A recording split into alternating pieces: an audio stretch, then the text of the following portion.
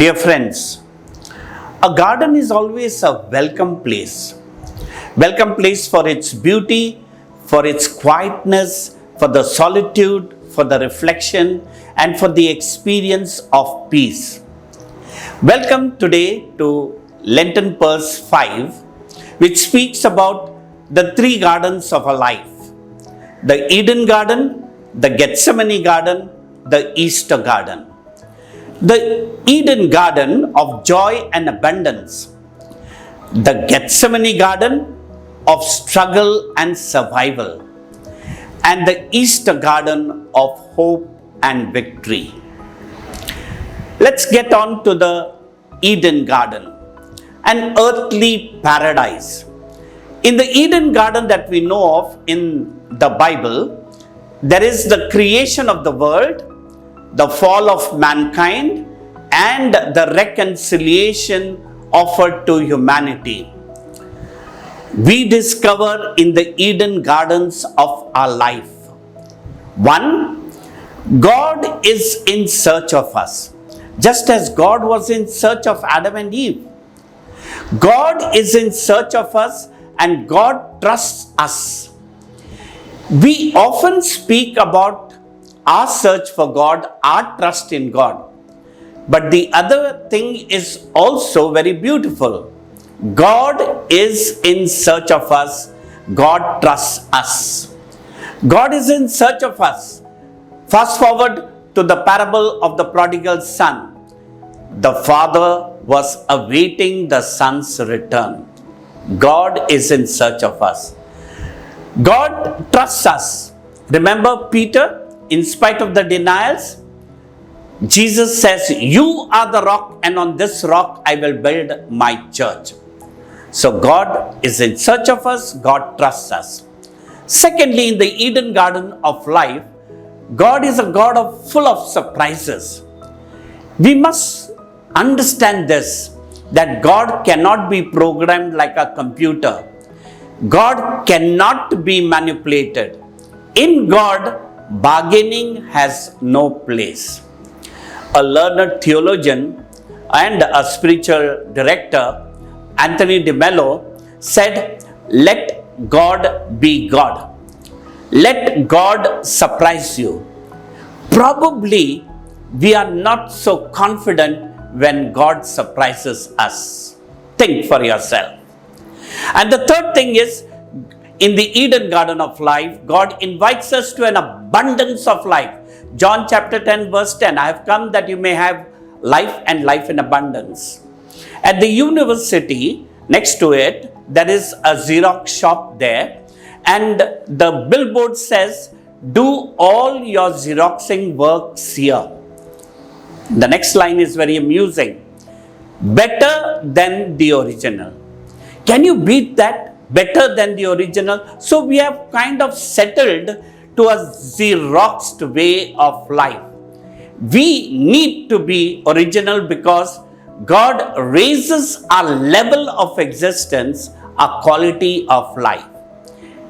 Do we discover in our daily routines this abundance of life? Or have the daily routines of life snatched the zest in our life? Think for yourself. Welcome to the Gethsemane garden of life. Fulton Sheen, in his reflection on the agony in the garden, said Jesus felt loneliness, abandonment, and helplessness. It is a place where Jesus picked up the broken pieces and walked into the salvation drama of life. We too encounter the Gethsemane gardens of our life, where we struggle but we survive, where we seek the strength and we are ready for a surrender. Can you recollect the worst things that have happened in history? For example, Holocaust. In Germany, the Nazis decimating the Jews. The calamities that come into life, earthquakes, tsunamis, the wars that are going on, entire settlements are in debris.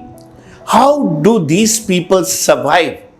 Yet life goes on. What about the COVID situation? We went through a rough patch, but today we say we went through it. How did we go through it?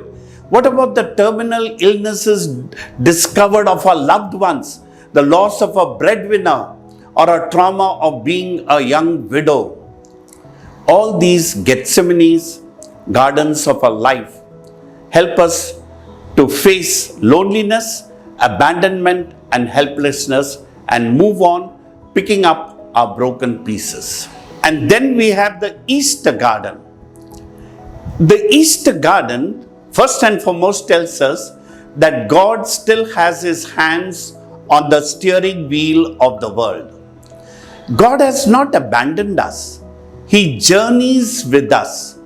We think the world is falling apart and God has lost his control over this universe. No. God still has his hands on the steering wheel of the world.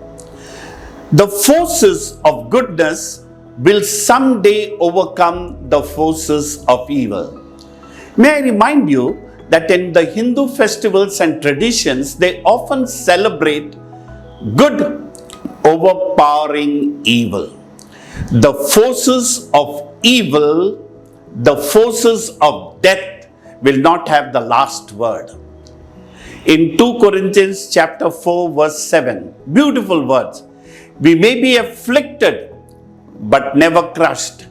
We may be perplexed, never in despair. We will be persecuted, not abandoned. We will be struck down, not destroyed. 2 Corinthians chapter 4 verse 7. And in the Easter garden of life, Pope Francis reminds us that the empty tomb on Easter Day was a cause for great joy because Christ had risen. Someone did roll away the stone. For us, we are still in the tombs of fear, darkness, anxieties, and worries. We await for someone to roll away the tombstone. Pope Francis says, share in the power of the resurrection. Share in the power of the resurrection. The risen Christ will roll away the tombstone. As a senior priest says, and this is my concluding remark, use Easter as a verb. Let Jesus Easter in you. Let Jesus bring in new life, new joy, new peace, and new love in you. Then only we will enjoy the Eden gardens of life, embrace the Gethsemane garden, and excel in the Easter garden. God bless.